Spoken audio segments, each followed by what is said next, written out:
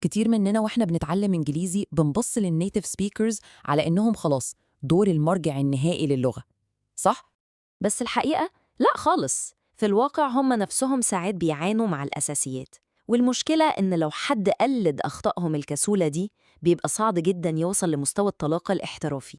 طب إيه الحكاية؟ يلا بينا نشوف. في 5 أغلاط ممكن نسميها أغلاط خفية النيتيف سبيكرز نفسهم بيقعوا فيها كل يوم. النهاردة هنكشف الأخطاء دي عشان أي حد يقدر يكون سابقهم بخطوة. هنتكلم عن كل حاجة من فخ الملكية للغزهم اللي محيرهم، وتعالوا نشوف هل ممكن فعلا نكون أشطر منهم؟ يلا نبدأ بأول واحدة. دي بقى غلطة شائعة جدا لدرجة تخض بصراحة. يعني لو عملنا امتحان بسيط لناس نيتيف سبيكرز كتير منهم هيغلطوا فيه. بصوا كده على الجملة دي، للوهلة الأولى ممكن تبان سليمة 100% صح؟ بس لو ركزنا كويس في غلطة صغيرة قوي بس بتغير المعنى كله. يا ترى حد لقطها؟ الموضوع كله والقاعدة اللي دايما بينسوها بسيطة قوي. كلمة it's اللي هي فيها apostrophe دي معناها حاجة من اتنين وبس، يا إما it is أو it has. أما بقى it's من غير الapostrophe دي بتاعة الملكية، بسيطة اهي. عشان كده لما حد يقول the cat ate its food ده كأنه بالظبط بيقول the cat ate it is food، وطبعا ده غلط خالص. عارف اللخبطة بتيجي منين؟ إن في أغلب الحالات في الإنجليزي الأبوستروفي اس دي بتاعة الملكية، بس الكلمة دي بالذات استثناء مهم جدا. فخلوا القاعدة دي في بالكم دايماً، الأبوستروفي دي علامة إن في حرف أو كلمة محذوفة. لو مفيش حاجة محذوفة زي is أو has يبقى خلاص مفيش أبوستروفي. دي خدعة بسيطة تخلي كتابتنا أحسن وأدق من كتير من النيتيف سبيكرز نفسهم. تمام، نيجي بقى للغلطة التانية، ودي كارثة تانية بنشوفها كتير قوي في الشات والرسايل، والمشكلة كلها إن الكلمتين ليهم نفس النطق بالظبط. بصوا على الرسالة دي، أكيد كلنا شفناها قبل كده. الغلطة هنا فادحة. النيتيف سبيكرز بيستخدموا your اللي هي بتاعة الملكية مكان your اللي هي اختصار you are. بيعملوا كده طول الوقت. الفكرة بسيطة، لما أقول your new job يعني شغلك الجديد دي ملكية فكده صح. لكن لما أكون عايز أوصف حال وأقول أنت مشغول أو you're busy، هنا أنا محتاج فعل، محتاج الverb to be. واللخبطة بين الاتنين دول بالذات ممكن تخلي أي حد يبان كأنه لسه بيبدأ يتعلم إنجليزي حتى لو بقاله سنين بيدرس. فالقاعدة سهلة أهي، لو الكلمة اللي عايزين نقولها ينفع نشيلها ونحط مكانها you are يبقى لازم نستخدم your. ونروح للغلطة الثالثة وهي على نفس الشكيلة بالظبط.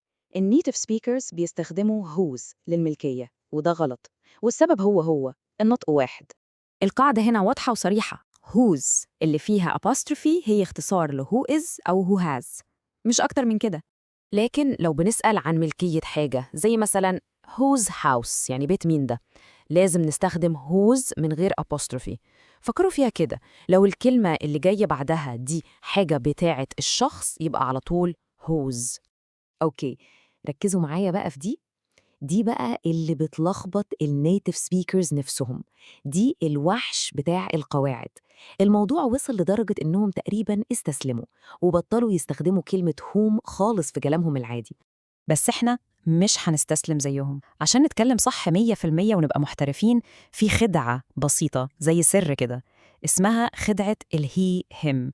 طب إزاي الخدعة دي بتشتغل؟ بسيطة قوي. لما تكون محتار بين هو وهم، بص على الإجابة بتاعت السؤال في دماغك. لو الإجابة ينفع يتحط فيها هي يبقى السؤال بهو، لو الإجابة ينفع يتحط فيها هم يبقى السؤال بهم. تعالوا ناخد مثال. لو السؤال هو أنا المفروض أكلم مين؟ الإجابة هتكون I should talk to he ولا him؟ أكيد him. يبقى طالما الإجابة him السؤال لازم يكون بهم. Whom should I talk to؟ ولما حد بيستخدمها صح كده بيبان على طول إن مستواه متقدم جدا في اللغة. وكده نوصل لآخر غلطة معانا، الخامسة، وهي برضو من نفس العيلة شبه اللي فاتوا بس بتلخبط ناس كتير جدا. تعالوا نشوف مثال عائلة ميلر ده. كتير قوي من النيتيف سبيكرز ممكن يكتبوا جملة زي دي They're a small family، وطبعا دي غلط. القصة زي ما حكينا قبل كده بالظبط. Their اللي فيها apostrophe دي اختصار ل they are، أما their من غيرها دي للملكية، زي لما نقول their house بيتهم.